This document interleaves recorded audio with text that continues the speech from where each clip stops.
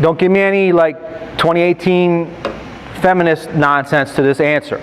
Actually speak, ladies here, from your heart of hearts, what you honestly, intuitively feel. What is the one job, the one function, the one role that truly gives meaning to a woman? It's motherhood. There's nothing wrong with saying that in 2018, that our careers, our work, that's just stuff we do to earn money so that we can go back and take care of our family, which is the thing that really matters to us. The one crazy lie that Satan has gotten American women to buy into is that the thing that gives you fulfillment is career. It's nonsense, because the Lord God said, "It is not good for the man to be alone. I will make a helper suitable for him." So the Lord God caused the man to fall into a deep sleep. And while he was sleeping, he took one of the man's ribs and then closed up the place with flesh. Then the Lord God made a woman from the rib he had taken out of the man, and he brought her to the man. The man said, "Now this is bone of my bones and flesh of my flesh. She shall be called woman, for she was taken out of man." And that is why a man leaves his father and mother and is united with his wife, and they become one flesh. Adam and his wife were both naked, and they felt no shame. All right. So man and woman were both created in the image of God as one being.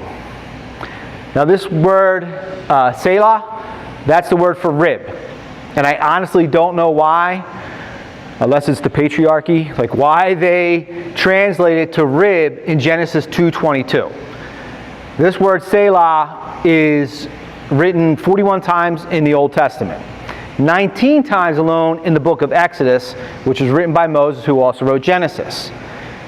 Nowhere else in the Bible is Selah translated rib. Everywhere else, it's side. An entire side. It's usually used in construction. You talk about the building of the temple or the building of the Ark of the Covenant, it'll say, and this side of the building, this Selah of the building. So, woman was not made out of one insignificant rib, which you have plenty of them. She is one half of the man. We are both half of one entire being. We're both of equal value and dignity, but we're created for different roles. If we were the same, as people try to say today, we wouldn't really have any need for the other half. We need the other half to make us whole. Now, since we obviously have different biological functions and different functions in society, what's the most obvious function of a woman? It's to be a mother of a child. All right, so after the curse, women would forever bring forth children in agony, yet they would still long for that coupling with the man, because this is the one instance where God allows you, something we can never do, the pleasure of bringing forth life to the world. So women get that small feeling, that small glimpse of what it's like to create. Husbands and wives are meant to be one and feel no shame when they're naked. It's most natural because we are made to be fruitful and multiply. There's nothing sinful about sex within the marriage bed. In fact, it is just a preview of the eternal bliss we'll feel when the bride of Christ, which is His church, is forever brought together with Jesus in the next kingdom on the last day.